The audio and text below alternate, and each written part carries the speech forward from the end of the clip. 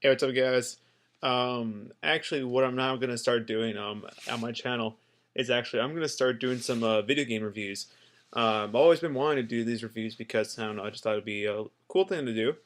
Um, spend some of my time on this, but actually, very soonly, maybe even later today, I'm gonna be bringing you guys. I just finished BioShock 2, and well, just a first glimpse, yeah, I really liked it. But I'll bring the whole thing in my review later.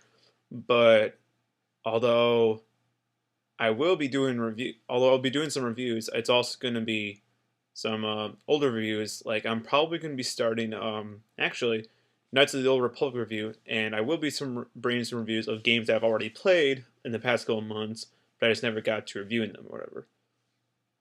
But yeah. So basically, here's how I'm going to review. I don't Normally, I would review based on like the presentation, the graphics, etc. Kind of like what most websites do. But in this case, I'm just gonna go giving an overall review. I will mention stuff like all that stuff I just mentioned, like the presentation, graphics, gameplay, etc. But I will be doing just an overall score based on a 100-point scale. So like IGN and that's actually the only what GameSpot used to do. Damn retards would now go by a 20-point scale, which I kind of hate. Although I respect the reviews, I just wish that they stayed to the point 0.1 scale instead of going to the 0.5 scale. But pretty much here's how I'm going to say it. Pretty much anything between, obviously the lowest score I can give is a zero point 0.0, and then the highest score of 10, of course. And then, so basically anything between zero point 0.0 and let's say 4. Anything between zero point 0.0 and 4, I'm pretty much not going to recommend you even touch because, I would think that something like that you wouldn't want to touch it in anyway.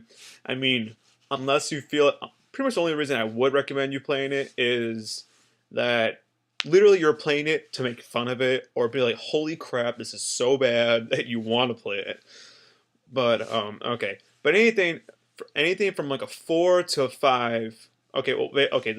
So generally, 4 and below is like considered horrible. Obviously, I can get more specific. Like a 0 to 1, it's like why the fuck are you even looking at this game? 1 to 2, abysmal. 2 to 3, bad. 4 to 5, horrible. I don't know. They're all pretty bad synonyms.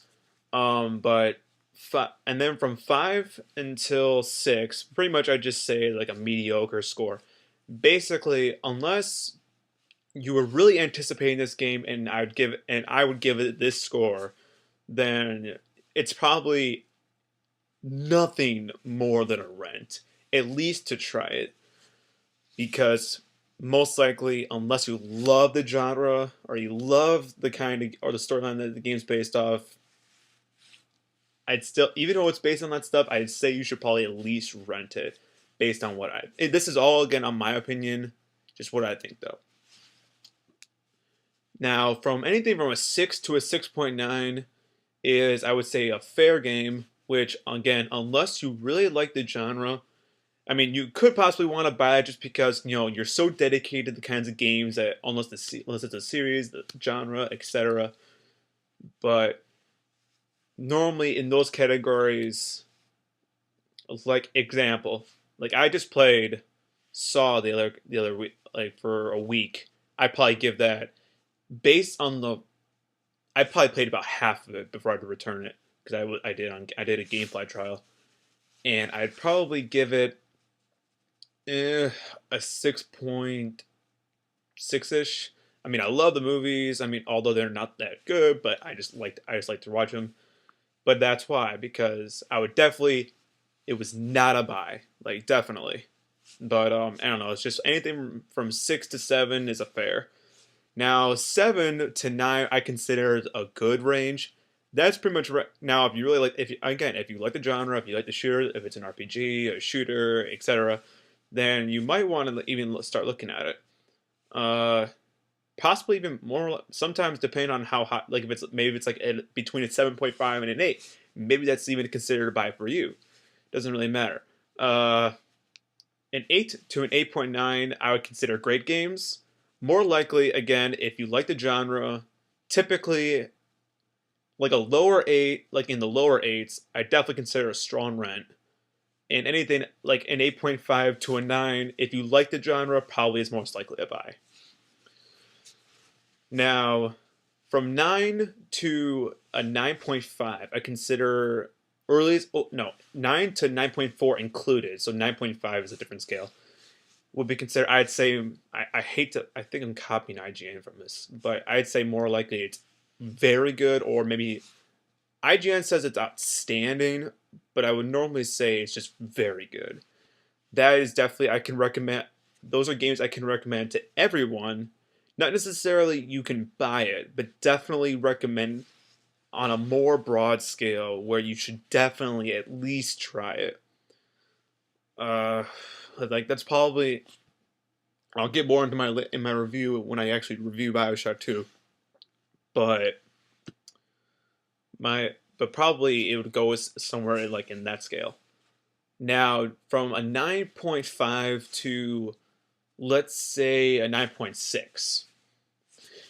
9.5 to 9.6, pretty much you gotta try. Like those are game of the year contenders. You know, they're pretty much superior in every way, but definitely not necessarily like you have to buy it, obviously, but it should be recommended to pretty much anybody who plays a game. So yeah, that's pretty awesome. But pretty much, and those might, like you see on game review sites, those might, like, if depending on what I see, most likely those are going to come once every. Those could come like a 9.5 or 9.6 could be seen around anytime between 5 and 10 times a year.